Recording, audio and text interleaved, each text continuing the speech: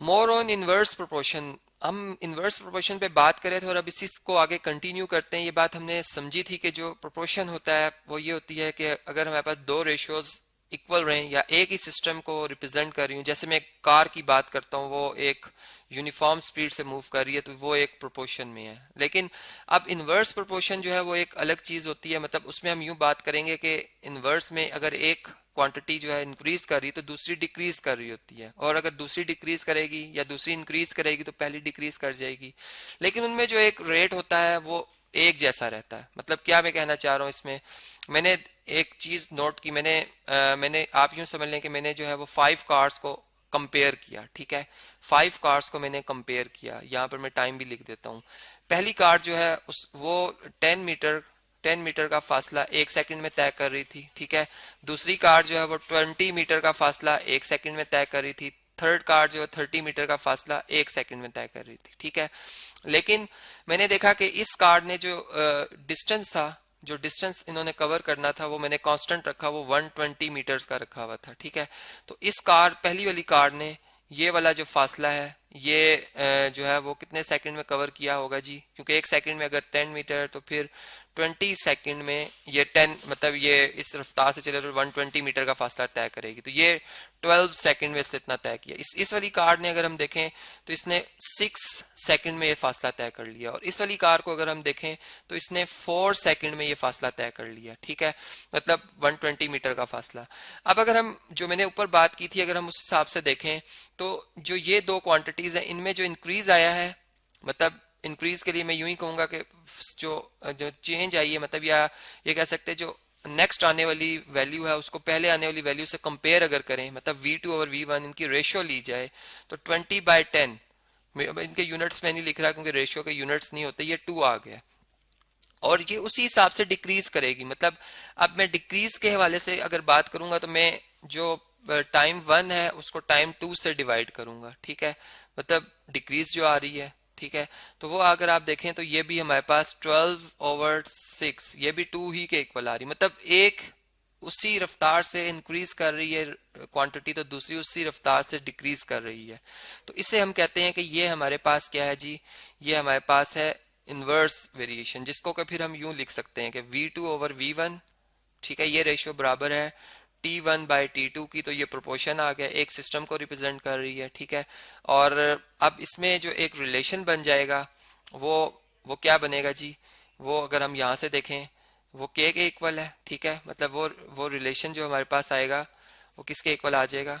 वो के। लेकिन अभी अभी हम इस वैल्यू को अगर यहाँ से इनका प्रोडक्ट ले लें, मतलब V2 T2 ये किसके बराबर आएगा? ये V1 T1 के बराबर आ जाएगा। इसी तरह जो अगर V3 होता वो T3 के बराबर आ जाता, V4 T4 के बराबर। मतलब ये जो इनका प्रोडक्ट है वो हमेशा बराबर रहेगा। यानी इस बात को मैं इधर से आपको समझाता हूँ। ये देखें, जैसे डिस्टेंस मैंने कहा था, ये T1 है, ये V1 है, ये V1 है, ये T1 है, इनका प्रोडक्ट लें आप, क्या आएगा? 120 मतलब मीटर्स में फासला जो भी है, एक रेट आ गया। ठीक है, या रेशियो भी आ सकती थी। यहाँ पे चूंकि मैंने दो डिफरेंट क्वांटिटीज डिफरेंट यूनिट्स में ली हुई है इसलिए रेट आ रहा है 6 × 120, ये भी 120 मीटर आ रहा है। ठीक है, ये भी 120 मीटर आ रहा है। मतलब इनका प्रोडक्ट जो है वो कांस्टेंट है, और वो मैं उसे के कह देता हूँ। ठीक है, मतलब एक पूरे इन दोनों वेरिएबल्स को कंबाइन करके हमने एक रिलेशन बनाया, और उसमें फिर हम एक इन जनरल कह सकते हैं कि V फॉर वेलोसिटी जो कि वेरिएबल है, T फॉर टाइम जो कि वेरिएबल है। ठीक है, देखें ना गाड़ियों की स्पीड्स डिफरेंट है, और ये इक्वल है किसके जी? के। तो इस तरीके से ये हमारे पास एक रिलेशन आ जाता है जो कि इनवर्स प्रोपोर्शन में एग्जिस्ट करता है। ठीक है, और इसी को अगर मैं और इस तरीके से लिख दूं कि चूंकि मेरे पास डिपेंडेंट इंडिपेंडेंट वेरिएबल के हवाले से मैं बात करता हूं, तो फिर ये जो के है इसके साथ ये टी इधर आकर डिवाइड हो जाएगा। मतलब टी चूंकि इंडिपेंडेंट वेरिएबल होता है टाइम के हवाले से अगर हम देखें, ठीक है, तो हम इसको इस तरह से भी लिख सकते हैं। और फिर इसी तरह से अगर एक स्टूडेंट ये चाहता है कि मैं जो है वो वेलोसिटी के हवाले से टाइम को, मतलब टाइम को मैं इंडिपेंडेंट ना रखूं, टाइम को डिपेंडेंट कर लूं और वेलोसिटी को इंडिपेंडेंट कर लूं, तो वो फिर क्या कर सकता है? वो T=K/V भी लिख सकता है। मतलब दोनों में ही, इन दोनों में जो रिलेशन है वो इन्वर्स ही रहेगा। ये हम नहीं कह सकते कि ये बदल जाएगा, वो अपने उसी तरह से बरकरार रहेगा। और इनका ग्राफ भी अगर हम मतलब वेरिएबल्स को के हवाले से उस लिहाज से देखें कि ये वेरिएबल जो हमारे पास है, मतलब कि जैसे एक हम बंदे की बात करते हैं कि एक बंदा है जिसका नाम अहमद है, ठीक है, उसकी जो सलाहियत है वो वही रहती है, मतलब वो जो उसकी सलाहियत है अगर उसका नाम कोई बदल भी देगा, ठीक है, कोई अली उससे कहे या बिलाल कहे, तो उसकी प्रॉपर्टीज तो नहीं बदलेंगी, सिर्फ नाम बदल जाएगा। तो इसी तरह अगर हम ग्राफ बनाते वक्त v को t कह दें, t को v कह दें, तो उससे ग्राफ नहीं बदलेगा। लेकिन अगर हम मतलब इन्वर्स कर दें उसका, तो वो जाहिर बात है कि ग्राफ बदल जाएगा उस केस में। अभी फिलहाल मैं आपको जो है वो थोड़ा बहुत इस एक प्रॉब्लम से इस जो हमने अभी डिराइव किया है रिलेशन, इसको हम निकाल सकते हैं। मतलब हम देखा इन्वर्स वेरिएशन में हम इस तरह से लिख सकते हैं कि ये हमारे पास k बाय टी आ जाता है, और जो इन्वर्स मतलब हमारे पास वेरिएशन होती है, अगर वेरिएशन के हवाले से देखें तो हम इसे लिखते हैं कि v is inversely proportional to t, ठीक है, हम इस तरह से भी कह सकते हैं। अब वेरिएशन में जो ये एक रेट होता है, मतलब जो एक हम सिस्टम या प्रोपोर्शन के हवाले से जब बात कर रहे होते हैं तो वेरिएशन में वो लाजमी नहीं होता। मतलब वेरिएशन में एक एक रेट से वो इंक्रीज, जो जो हम कह रहे थे इसमें कि अगर इन्वर्स प्रोपोर्शन है, क्वांटिटी इंक्रीज या डिक्रीज कर रही है, वो एक जैसा भी हो सकता है, तब्दील भी कर सकता है। लेकिन जो इन्वर्स प्रोपोर्शन है उसमें ये लाजमी होता है कि जो प्रोडक्ट है वो एक जैसा आना चाहिए, ठीक है, जो कि मैंने यहाँ पर आपको लिख के भी समझाया है। तो ये बात हमें इस तरह से समझ में आई। अब एक प्रॉब्लम कर लेते हैं एग्जाम्पल के तौर पर। चले मैं यहाँ पर एग्जाम्पल लिख लेता हूँ जी। एग्जाम्पल कुछ हमारी इस तरह से है कि हमें बताया जा रहा है कि आपके पास y वेरिएबल है जो कि इन्वर्सली प्रोपोर्शनल है x के, ठीक है, तो हम इस तरह से लिखेंगे।